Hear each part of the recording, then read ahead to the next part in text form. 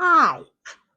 Today I'm going to show you a few things about sewing. I'm going to start with the running stitch because that's the most basic stitch. In fact, I use the principle of the running stitch all over my house and every project that I do, even in my garden when I'm making bean teepees.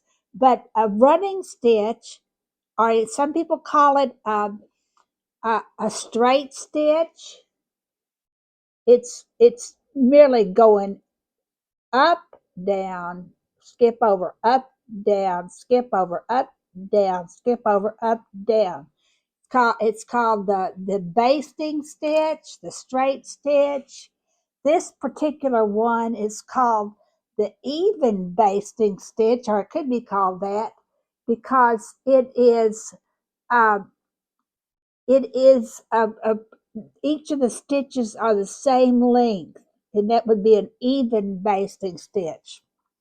Okay, let's start out. I'm going to make a knot. I've already, okay, let me show you something.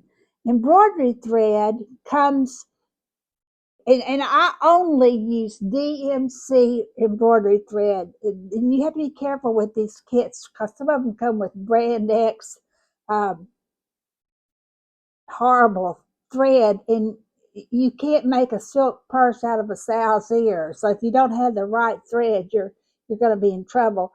But they'll have 6 different strands. You can pull them apart and see that there are 6 different strands. I'm going to use only 3 strands. So the first thing that you're going to have to do is separate those strands. I'm old fashioned. I grew up a long time ago, and I separate threads by using my mouth and my 2 fingers and pulling them apart like that.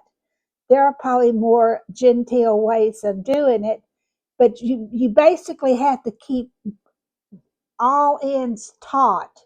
So yeah, I use my mouth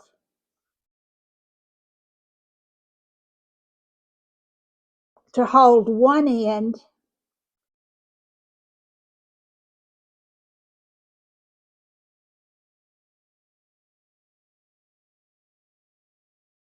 And generally speaking, and it may buck up a little bit.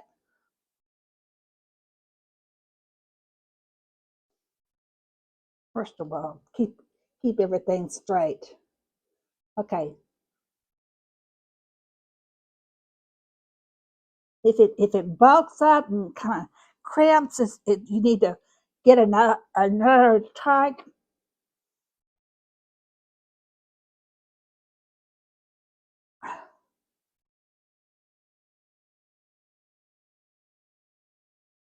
Okay, you got the idea. I'm not going to burden you with this. But the thread, let me tell you also what length this thread was. I will go ahead and burden you. Let me go ahead and finish this so you'll know it's possible.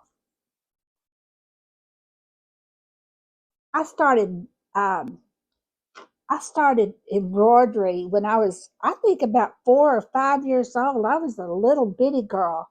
And at that time, the only projects you could get were cross stitch right there, cross stitch. But and there were just tons. You could make a little duck, a little chicken, a little whatever with nothing but cross stitch. That's a good thing to do, but that's not the only stitch. There are many stitches, and in order to make textile art, and I am a textile artist, you're going to need lots of different stitches. Like this is one of the projects I've done. I don't know if you can see it, but it's a little velvet woven basket, and I made the flower out of satin, and I use several stitches in that. I'll show you a link where you can see other types of my textile art.